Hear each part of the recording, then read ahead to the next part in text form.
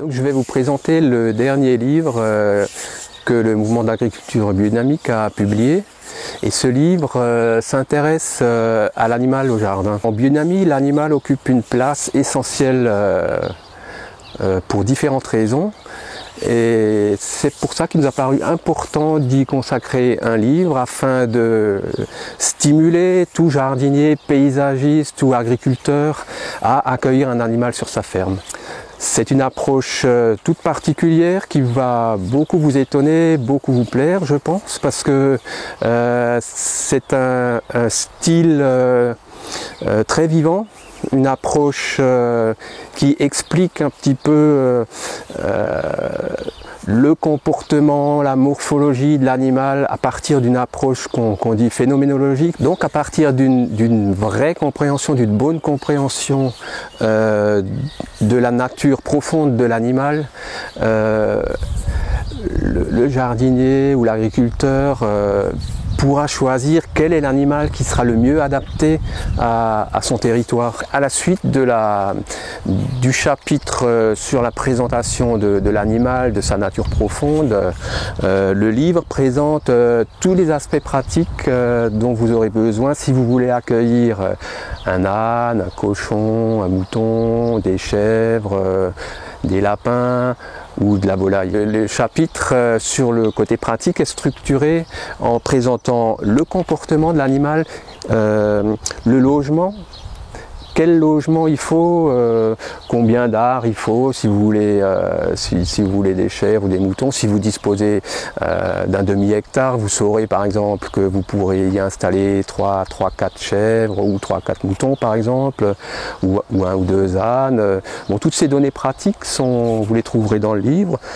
Ensuite, vous trouverez toutes les données pratiques sur l'alimentation qui correspond à chaque animal, la reproduction de l'animal, et ensuite les soins courants si jamais. C'est vrai que dans les petits élevages on a rarement des cas d'épidémie ou de maladie, mais ça peut arriver, donc on vous donnera un peu les éléments de base pour donner les soins les plus courants aux animaux. Le dernier paragraphe sera consacré aux apports, aux bénéfices mutuels que vous pouvez retirer de chaque espèce. L'intérêt de la présence d'un animal sur un territoire agricole, sur un domaine agricole, on peut y voir trois intérêts principaux.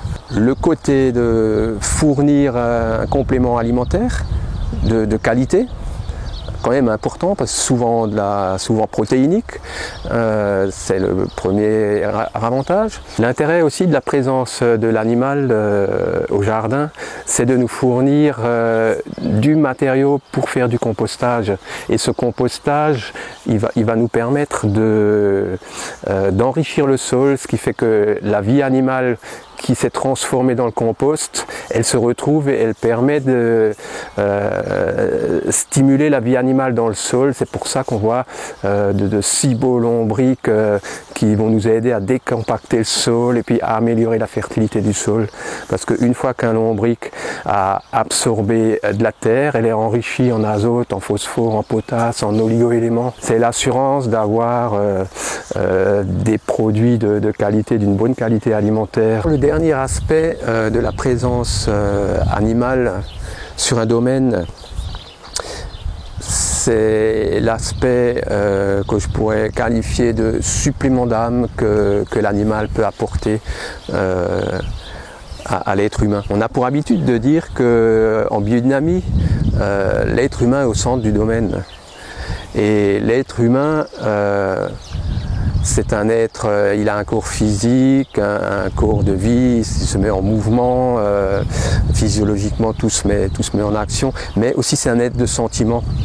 Et c'est aussi un être de pensée, bien sûr, au final.